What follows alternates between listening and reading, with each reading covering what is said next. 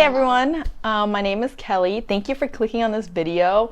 So I feel like I have a slightly controversial topic today, only because I definitely don't feel qualified enough to tell you what to do with your finances. But I figured what I can do is tell you what I do with my finances, and hopefully it gives you some inspirations or ideas. So the apron is off today, the glasses are on. I'm probably not gonna keep it on because I really don't need glasses. So I want to start by saying that this video is intended for people that are around my age. So I'm 27. I think this video would be great for people who are in college or are about to graduate and start their first job, or have graduated and start working for a few years already. So to start off, there are 3 things that you should be doing if you're not already. First thing you need to do is track your spending. The second thing you need to do is come up with a monthly budget. And then the third thing is to come up with a year-long savings plan. So let's get into each of the 3 topics a little bit more deeply. So for the first one, track your spending. So it is so important for you to track your monthly spending, especially if you don't know where to start, because you need to understand where your money is going. If you're not happy with the amount of money you're spending, you need to see where you're overspending, what you're spending it on, and then set a limit for yourself. So it would be best if you can track your spending over a couple months and then get the average of what your spending is, so you can get a general idea of how much you're spending on all of these different categories. I know there are a lot of tools out there like Mint. I mean, I'm most familiar with Mint because I actually tried it out, but I'm sure there's like 101 more. So Mint takes your credit card spending, your debit card spending, whatever it is, and it kind of breaks it into categories for you. Personally, I don't like Mint because you can't really personalize your spending. I mean, it sees that you spent money at Target, but did you use that money to buy toilet paper, or did you use it to buy clothes or like makeup? So I like being able to customize the categories in which you spend your money. So I would recommend using an app called Expense. I use it all the time. It's so easy to use. You kind of need the dedication to like manually put in all of your spending. I will make another video later on to show you guys how exactly I use Expense, but I do want to tell you now that I think there should be 3 general categories in which you track your monthly spending. First is like your rent. I put that under the apartment category because I'll put like my rent and my utilities, cable, internet bills, all of that goes into this category. And then the second one is just a general monthly spending. So this counts as like you getting groceries or getting gas or going out to eat. So just like what you spend every month. And then the third category, I would put like loans and debt that you have to pay off. For me, fortunately, I don't have student loans, so I only have the apartment and monthly spending category. And I'll show you guys like kind of what my breakdown of that is later on. Okay, so the second step is to come up with a monthly budget. If it makes it a little easier for you, break it up into 3 categories or however many categories you need. First is your apartment, then your monthly spending, and then like any loans or debt you have.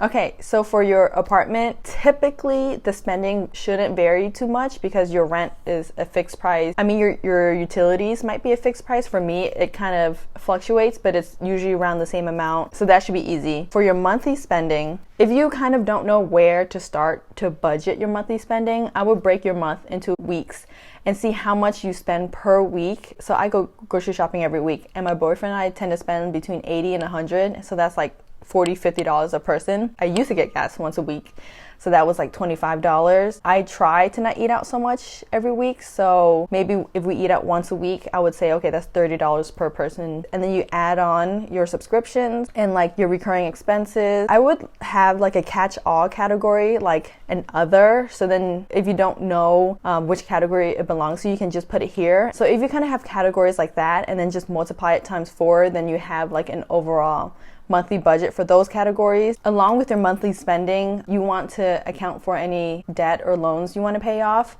So like maybe you have a set amount, you want to pay $200 off every month. Add that to your monthly spending. We want to do this because you know what your income is, right? Hopefully it's a steady stream of income, and then you know how much you're spending every month. And you subtract that, you can see how much money you have left over and how much you can save every month. And this is really important. And this leads into the third topic, is create an emergency savings plan. I know you guys hear it all the time. You need like an emergency fund for at least like 6 months worth of spending. So for me, I actually have two categories that I like to save for, and I don't call it emergency fund, although it's the same thing.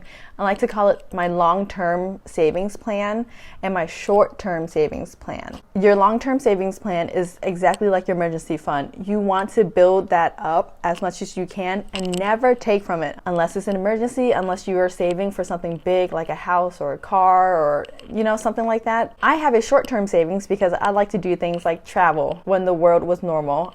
And this is kind of where I build up a small amount of money that I'm allowing myself to spend in a year, so then I can do things like travel the world. Or I have a lot of family members and friends, so I spend money on presents every couple of months, and I like to take it out of my short-term spending plan because it varies month by month. So if you kind of have a bucket on the side for your bigger expenses, I think it makes managing your finances a little easier. So I didn't know this, but you can actually create as many savings accounts as you want, depending on the bank account. But for me, it was free.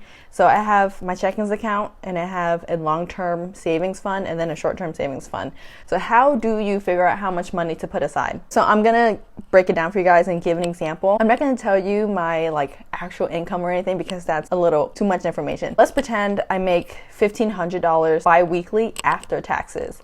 So a month, I'll make $3,000. So we have our baseline income. This should be the same every single month. And then I have my apartment expenses. That's about $1,100 every month for me.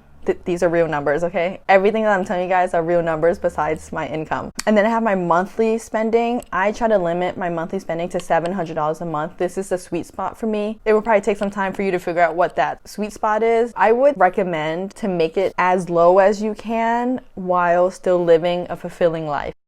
So then you have your rent, your monthly spending, and then any loans or debt you want to pay off. I don't have any, thankfully. So you take your income, you subtract all of your monthly spending, and then how much do you have left over? So for me, that leaves $1,200. And how you split it up between your long-term savings and short-term savings is really up to you and how much money you think you'll spend in the year. So going on vacation can be quite expensive. So I try to envision if I went on one trip, from the ticket price to the hotel to the amount that I'm spending there, how much will I need in addition to Christmas and birthdays and Mother's Day and all of these holidays and oil changes. So that happens every couple of months. I don't like to take money out of my monthly budget because it's not a recurring expense. So I like to take it out of my short-term savings. So for me, what I would do is probably take 400 or 500 of that and put it towards a short-term savings, and whatever's left, put that into an emergency fund. So let's say I take $400 every month into a short-term savings. In a year, that's about $5,000. So what I really like about having a short-term savings fund is that, okay, if you're not good with the finances, try to set a limit wherever you can. Set a monthly budget, set a short-term savings budget. What this $5,000 tells me is that after I buy all these Christmas presents, after I go on vacation and I have no money left, that means I'm not going anywhere for the rest of the year. I'm not spending any more money. I'm not going to be shopping on Black Friday. It's about control and setting a budget for yourself, because if you don't have a secondary budget, let's say you take money out of your emergency fund, that fund is going to be huge and it's going to look like an infinite pot of money. And you're like, oh, I just went on one vacation. I can afford a second vacation. Let me take money from there. But this number hopefully will save you. And so let's say 1,200 minus 400 is 800. So this money is how much you should be putting away every month for your long-term savings. And if I multiply that times 12, that's about $10,000 a year. If you know every month you're going to put away $800, that's your bank account just going up and up and up and up, you know? And then over 3 years, that's almost $30,000. And hopefully you work in a place that you will get a raise every year or some kind of promotion, so your income will keep going up and the amount that you're able to put away goes up every month also. I know I say I don't want to talk too much, but maybe I'm too passionate about this. My brother told me about this term, lifestyle inflation. Guys, I know it's hard to not really make a lot of money before you graduate from college or whatever you're doing, and then suddenly you have a job and you have a steady income, and then you have so much money, and then you get a raise and you see that, oh, this person lives in a really nice place, they're driving a really nice car, I want to have all of that. Let's not fall into lifestyle inflation. live within your means. Try to be as comfortable as you can, but I really want to urge you to not indulge in things that you might not need. And the biggest gotcha are actually subscriptions. You have so many subscriptions because you're making a little bit more. That increase in income is not going to make a difference if as soon as you're making more money and you're spending more money. If you're getting a raise, the first thing you should think is, okay, where can I put this money? Maybe you can invest it.